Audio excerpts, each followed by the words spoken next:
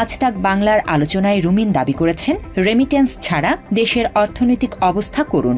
একইভাবে দেশের আইন শৃঙ্খলা ঠিক নেই বলেও ভারতীয় মিডিয়াকে জানান তিনি। ল অর্ডার সিচুয়েশন খুবই অ্যালার্মিং।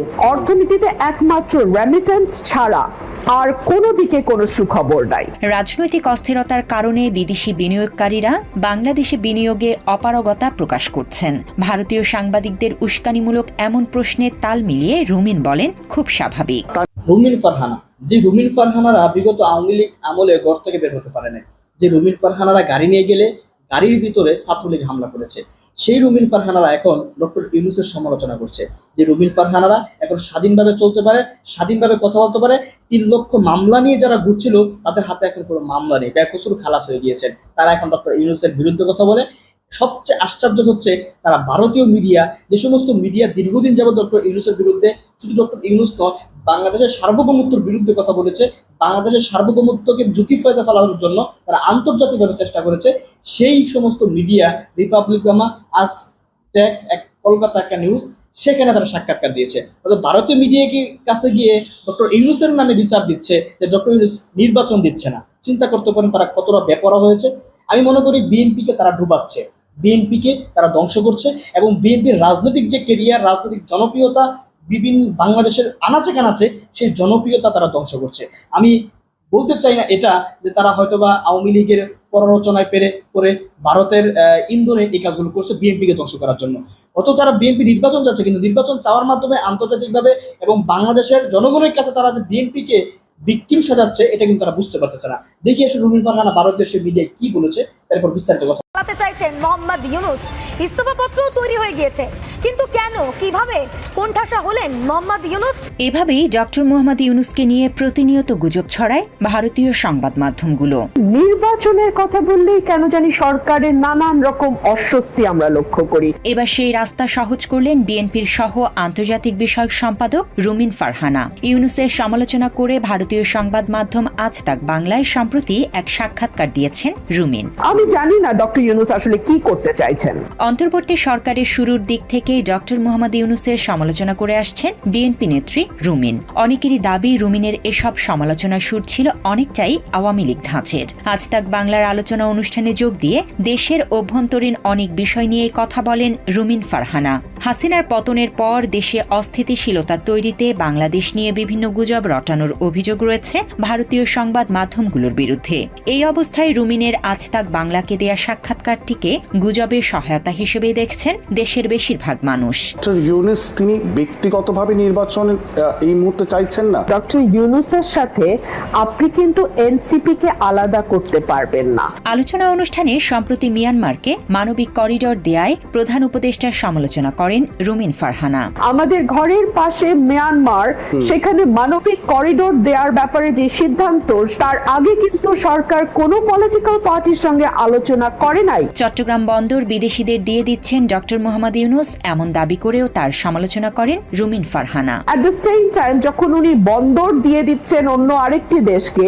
জুলাই গণ অভ্যুত্থানের অন্যতম চাহিদা ছিল ফ্যাসিবাদ মুক্ত বাংলাদেশ বিনির্মাণ। সেই লক্ষ্যে হাসিনার নিজের মতো করে সংশোধিত সংবিধান পরিবর্তনের পক্ষে ছিল দেশের বেশিরভাগ মানুষ।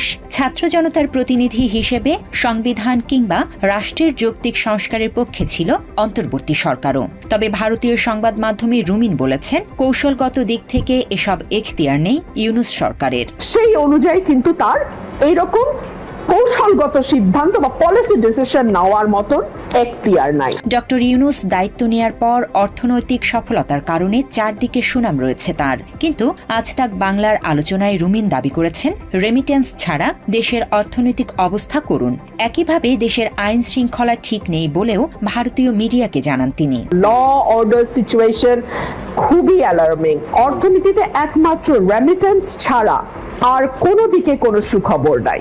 রাজনৈতিক অস্থিরতার কারণে বিদেশি বিনিয়োগকারীরা বাংলাদেশে বিনিয়োগে অপারগতা প্রকাশ করছেন। ভারতীয় সাংবাদিকদের উস্কানিমূলক এমন প্রশ্নে তাল মিলিয়ে রুমিন বলেন, খুব স্বাভাবিক। তার নিজের পুঁজিকে বাংলাদেশে লাগাতে এই মুহূর্তে আশঙ্কিত হবেন বিদেশি বিনিয়োগকারীরা, এটা তো খুব স্বাভাবিক একটা বিষয়। খুব খুব খুব স্বাভাবিক। সেই সঙ্গে ডক্টর ইউনূসের পদত্যাগের প্রসঙ্গটির সমালোচনা করে রুমিন ফারহানা পরোক্ষভাবে বলেন, প্রধান উপদেষ্টা পদত্যাগ করলে তার বিকল্প বেছে নেবে বাংলাদেশ। শতপ্রোদিত হয়ে পদত্যাগ করেন, তাহলে আমরা আর কি করব? আমরা অন্য কাউকে বাংলাদেশের মানুষ বেছে নেবে। এছাড়া আলোচনার প্রেক্ষিতে মোহাম্মদ ইউনূসের সুষ্ঠু নির্বাচন দেয়া নিয়েও সন্দেহ প্রকাশ করেন রুমিন। তার হাত দিয়েই বা কতটুকু সুষ্ঠু নির্বাচন হবে সেটাও তো পলিটিক্যাল পার্টিগুলোকে ভেবে। অন্যদিকে বিএনপির ভারপ্রাপ্ত চেয়ারম্যান তারেক রহমানের দেশে ফেরার নিরাপদ পরিবেশ দিতে ব্যর্থ ইউনূস সরকার। আলোচনায় এমন অভিযোগ করেন রুমিন ফারহানা। পলিটিক্যাল পার্টির হাল ধরে যিনি আছেন এত বছর ধরে, তাকেও তিনি দেশে ফেরবার মতো নিরাপদ পরিবেশ তৈরি করে দিতে পারছেন না। আওয়ামী লীগের কার্যক্রম নিষিদ্ধ সহ ডক্টর ইউনূসের সরকার যা চায় তা এনসিপির মাধ্যমে বাস্তবায়ন করে। ভারতীয় গণমাধ্যমের আলোচনায় এমন দাবিও করেন রুমিন ফারহানা। ডক্টর ইউনূসের উপদেষ্টা মণ্ডলীরা যা চায় সেটা তারা এনসিপির মাধ্যমে বাস্তবায়ন করে। আজ তাক বাংলাকে দেয়া রুমিন ফারহানার এই আলোচনা নিয়ে নিজের ভেরিফাইড ফেসবুকে একটি পোস্ট দিয়েছেন সাংবাদিক ও লেখক পিনাকি ভট্টাচার্য। পোস্টে হতাশা প্রকাশ করে পিনাকি লেখেন, আজ তাক বাংলাকে দেয়া সাক্ষাৎকারের ব্যক্তি রুমিন ফারহানা নাকি আওয়ামী লীগের নেত্রী নাজমা আক্তার অথবা অপু উকিল? এছাড়া পোস্টে দেশের স্বাধীনতা, সার্বভৌমত্ব, করিডোর নির্বাচন নিয়ে ভারতীয় মিডিয়ায় রুমিনের বক্তব্য দেয়াকে শিয়ালের কাছে মুরগি বর্গার সঙ্গে তুলনা করেছেন পিনাকি। একই সঙ্গে ভারতের সুরে মোহাম্মদ ইউনূসের সমালোচনা করেছেন রুমিন ফারহানা। এমনটা উল্লেখ করে আফসোস প্রকাশ করেছেন পিনাকি ভট্টাচার্য। জুলাই আন্দোলনের সময় আক্রমণের শিকার হয়েছিলেন রুমিন ফারহানা। ওই সময়ের তুলনা টেনে অনেকেই বলছেন, এত তাড়াতাড়ি সব ভুলে কেন বিভেদ সৃষ্টি করার চেষ্টা চালিয়ে যাচ্ছেন রুমিন? গেট ভাঙচুর করে গেল, তারা বলতেছে এই রুমিন নোংরা একটা গালি দিয়ে মাগি তুই নাম নিচে। সম্প্রতি বিভিন্ন সময়ে নানা ধরনের মন্তব্য করে সমালোচিত হয়েছেন রুমিন ফারহানা। অপরাধ নির্মূলে কয়েক মাস আগে অপারেশন ডেভিল হান্টের ঘোষণা দেয় সরকার। তবে অপরাধীকে ধরতে ডেভিলের মতো ভারী নাম। দেখলেন ভারতীয় মিডিয়া তিনি কি বলেছেন, ভারতীয় মিডিয়ায় কি বলার চেষ্টা করেছেন। ডক্টর ইউনূসের নামে তিনি বিচার দিচ্ছেন, ডক্টর নির্বাচন দেয় না। ডক্টর ইউনূস কোথায় বলেছেন নির্বাচন দিবেন না? ডক্টর ইউনূস বলেছেন জুনের ভিতরে নির্বাচন দিবেন 26 সালের।